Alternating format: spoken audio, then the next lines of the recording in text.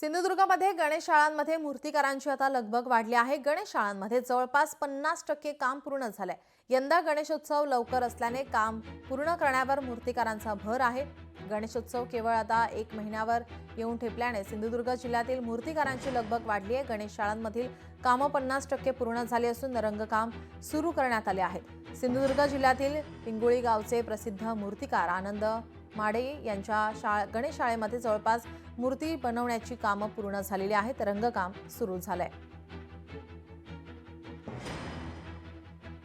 कोर्टाचा निर्णय हा कसा खूप लेट दिलाय। त्यावेळी कारखानदाराने आता पीओपी बंद जाईल, उद्या पीओपी म्हणून प्रोडक्शन काढायचं कमी केलं होतं, थांबवलं होतं। कोर्टाचा निर्णय दिला 2 महिन्यापूर्वी। त्या कारखानदारांना पण एवढं कस्टमरना मूर्त्या पुरवणं हे जमत नाही, तरी पण आम्हाला ते कसं करून तरी दिलंय। पण यावेळी चतुर्थी लवकर असल्या कारणाने आमची खूप युद्धपत्र घाई खूप चालू आहे।